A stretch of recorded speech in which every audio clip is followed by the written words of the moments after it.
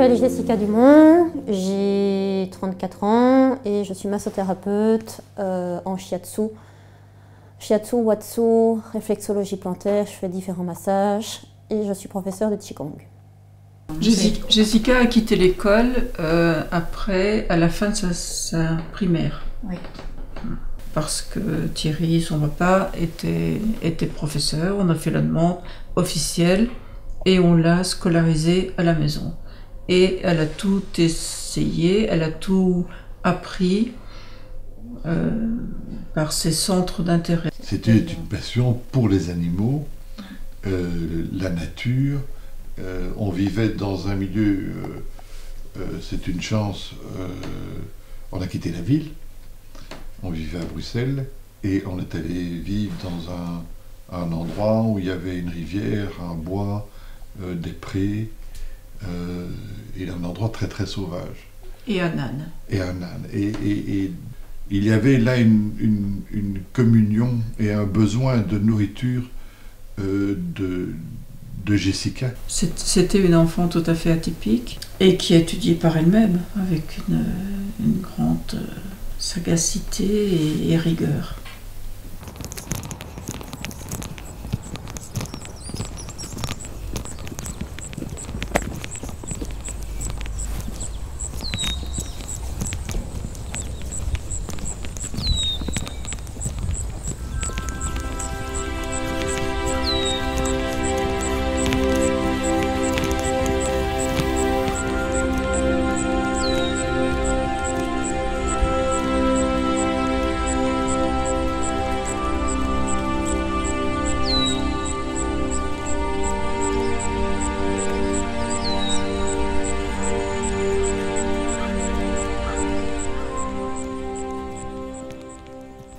Ce qui fait que des personnes comme Jessica s'orientent vers le bien-être.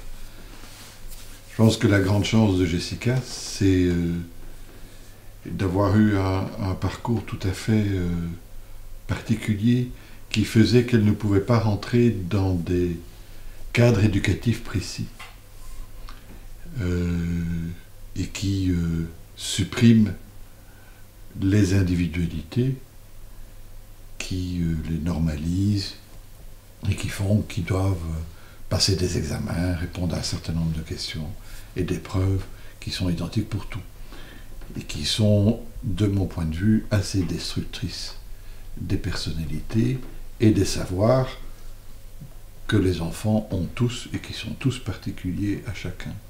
Et le bien-être commence d'abord dans la manière dont on établit une relation avec les gens et avec ses enfants.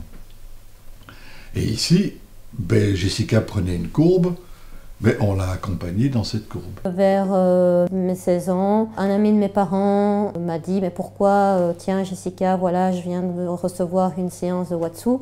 Toi qui adores l'eau et qui est qui a le contact facile, ça serait bien que tu ailles voir. » Comme je suis quelqu'un d'assez curieuse, j'ai été voir, j'étais m'inscrire à un week-end d'initiation.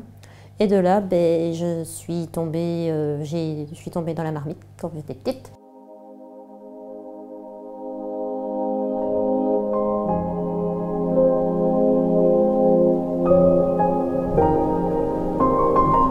Donc je prends la personne comme un enfant et je la berce pendant à peu près 40 minutes dans une eau de 35 degrés.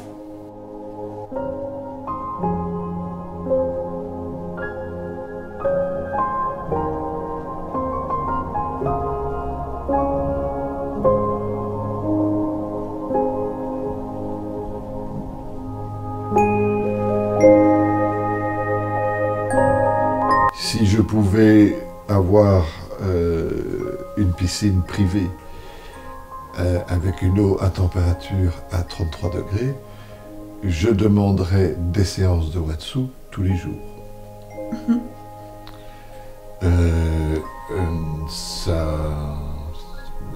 Pour moi, ça équivaut aux soins que je peux prendre quand je me lave.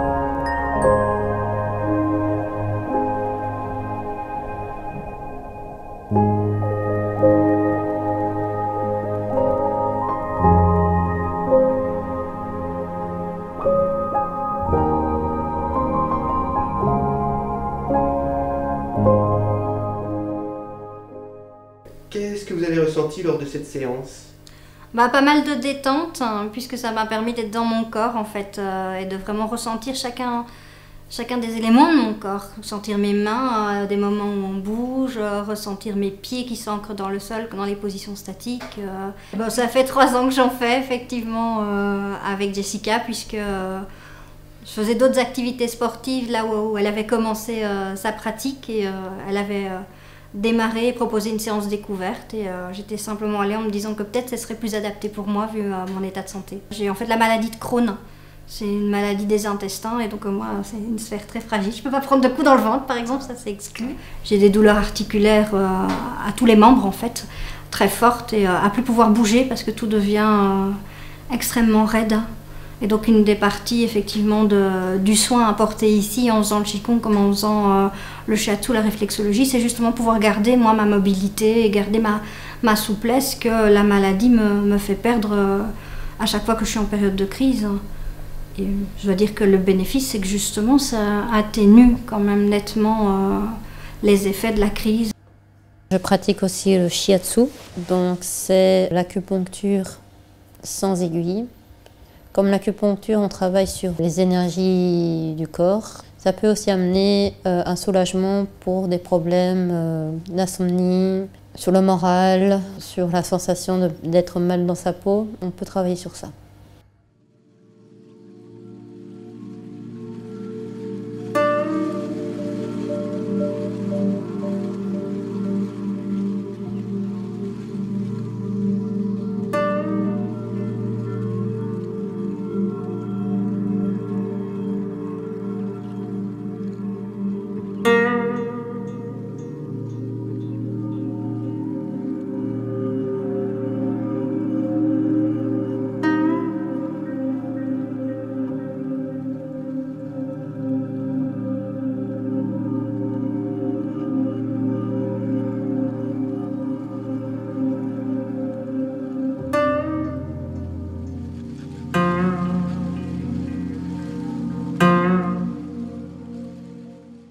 Alors le shiatsu, c'est quoi? Mais le shiatsu, des techniques comme celle du shiatsu, doivent viser à faire le même travail que la nuit,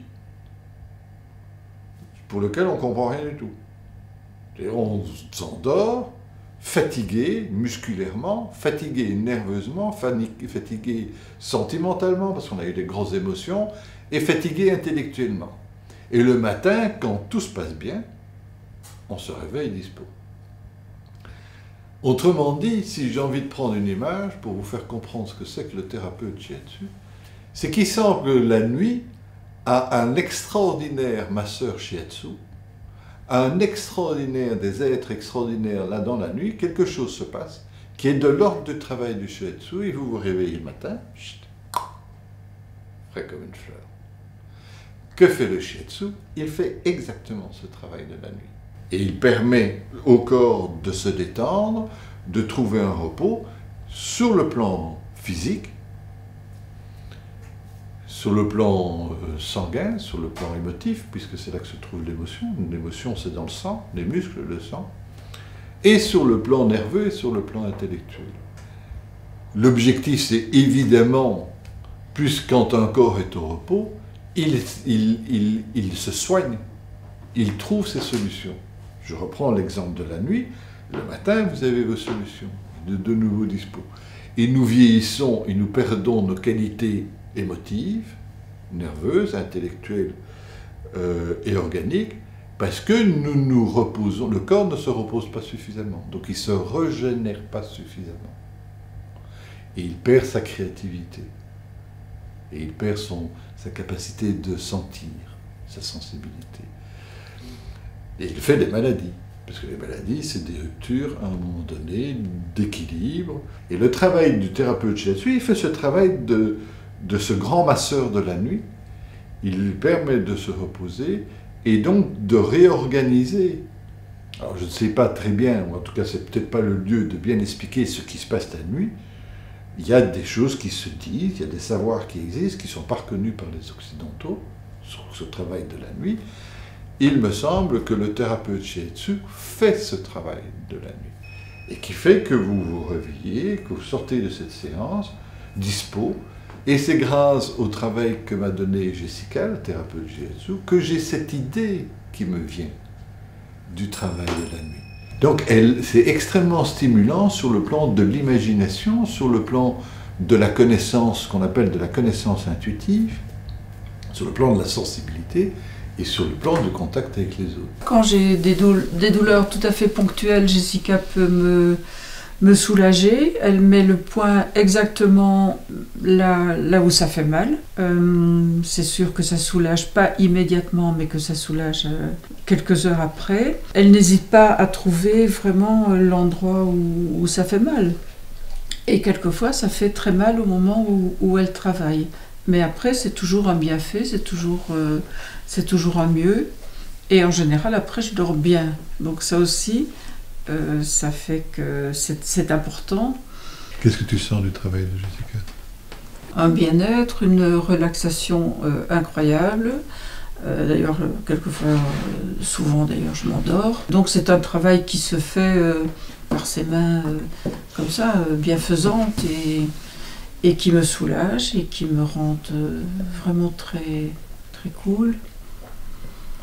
Et après, je me rends compte que ça a soigné des choses qui étaient des choses qui étaient douloureuses chez moi et je ressens ce bien-être-là.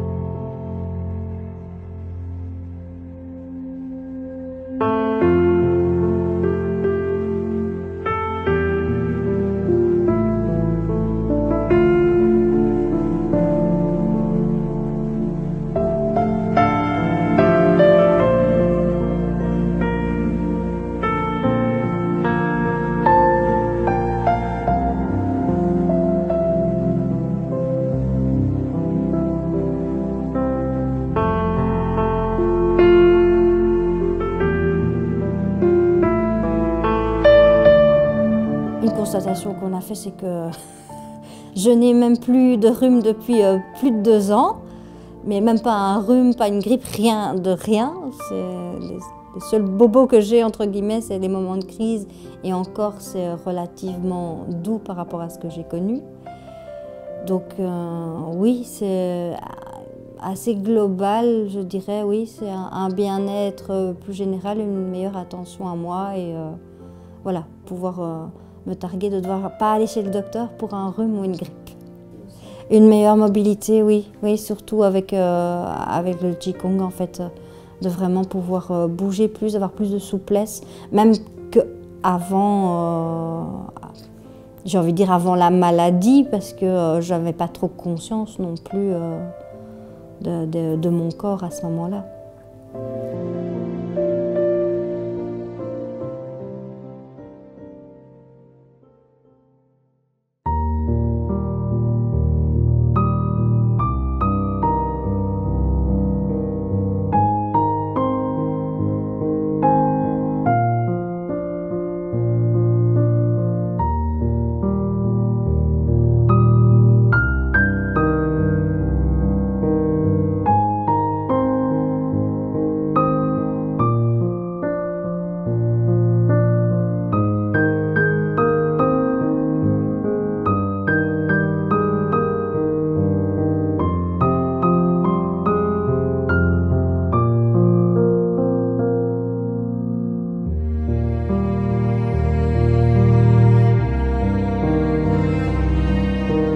Dans l'avenir, je compte ouvrir mon propre institut, avoir mon propre chez moi avec un espace professionnel et pouvoir proposer mes activités dans des entreprises, dans des homes pour personnes âgées ou personnes handicapées et proposer mes services aussi dans des hôpitaux psychiatriques et des centres fermés pour adolescents en difficulté. Parce que ce sont des personnes qui ont des gros soucis, et notamment avec leur propre corps, qui est devenu à peu près une sorte de prison, de problème, et que moi, avec mon travail, je peux les aider à considérer leur propre corps pas comme une prison, mais plutôt comme un objet qui peut les aider.